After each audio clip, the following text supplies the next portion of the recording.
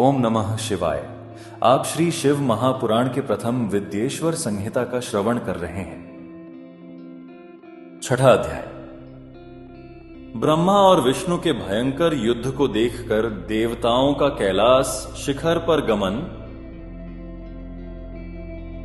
नंदिकेश्वर बोले, हे योगींद्र, प्राचीन काल में किसी समय शेषशायी भगवान विष्णु अपनी पराशक्ति लक्ष्मी जी तथा अन्य पार्षदों से घिरे हुए शयन कर रहे थे।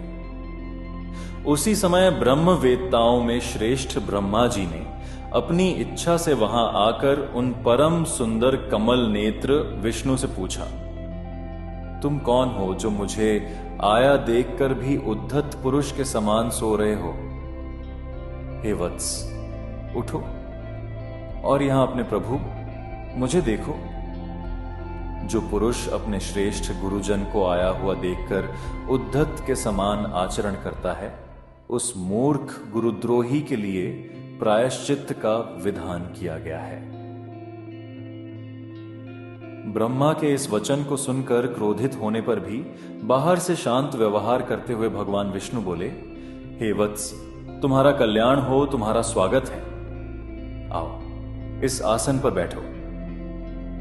तुम्हारे मुखमंडल से व्यग्रता प्रदर्शित हो रही है और तुम्हारे नेत्र विपरीत भाव सूचित कर रहे हैं। ब्रह्मा जी बोले, हे वत्स, हे विष्णु, काल के प्रभाव से तुम्हें बहुत अभिमान हो गया है।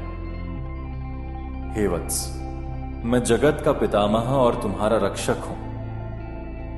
विष्णु बोले, हे वत्स, यह जगत मुझ में ही स्थित है। तुम केवल चोर के समान दूसरे की संपत्ति को व्यर्थ अपनी मानते हो। तुम मेरे नाभि कमल से उत्पन्न हो, अतः तुम मेरे पुत्र हो। तुम तो व्यर्थ बातें कह रहे हो। नंदिकेश्वर बोले, हे मुने, उस समय वे अजन्मा ब्रह्मा और विष्णु मोहवश मैं श्रेष्ठ हूं, मैं स्वामी हूं, तुम नहीं। इस प्रकार बोलते बोलते परस्पर एक दूसरे को मारने की इच्छा से युद्ध करने के लिए उद्यत हो गए। हंस और गरुड़ पर आरूढ़ होकर वे दोनों वीर ब्रह्मा और विष्णु युद्ध करने लगे। तब ब्रह्मा और विष्णु के गण भी परस्पर युद्ध करने लगे। उस समय सभी देवगण उस परम अद्भुत युद्ध को देखने की इच्छा से विमान पर चढ़कर वहां पहुंच गए। वहां आकर आकाश में अवस्थित हो पुष्प की वृष्टि करते हुए वे युद्ध देखने लगे। गरुड़ वाहन भगवान विष्णु ने क्रुद्ध होकर ब्रह्मा के वक्षस्थल पर अनेक प्रकार के असंख्य दुस्सह बाणों और अस्त्रों से प्रहार किया।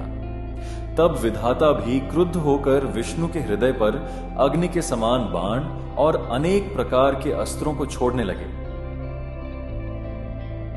उस समय देवगण उन दोनों का वह अद्भुत युद्ध देखकर अतिशय व्याकुल हो गए और ब्रह्मा तथा विष्णु की प्रशंसा करने लगे।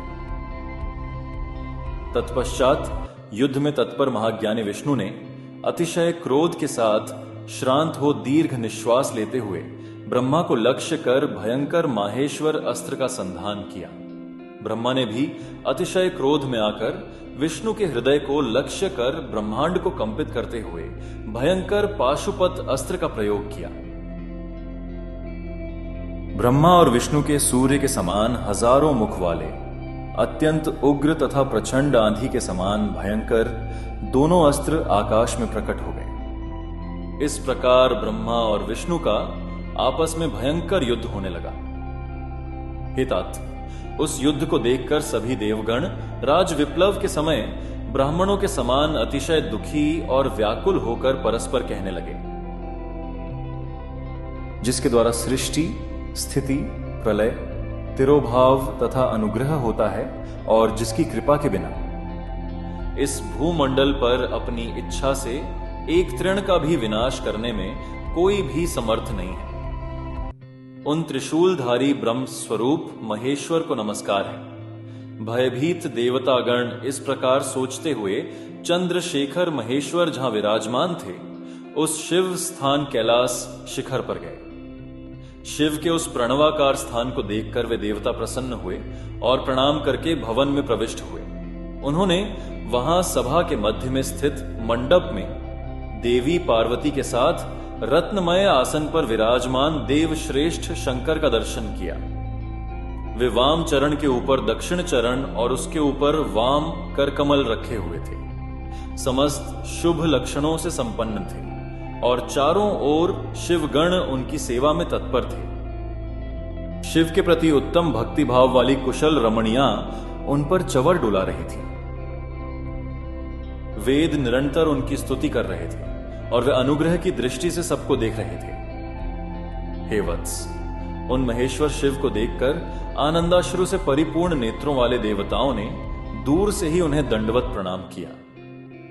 भगवान शंकर ने उन देवों को देखकर अपने गणों से उन्हें समीप बुलवाया और देव शिरोमणि महादेव उन देवताओं को आनंदित करते हुए अर्थ गंभीर, मंगलमय तथा सुमधुर वचन कहने लगे। इस प्रकार श्री शिव महापुराण के अंतर्गत प्रथम विद्येश्वर संहिता में देवताओं की कैलाश यात्रा का वर्णन नामक छठा अध्याय पूर्ण हुआ।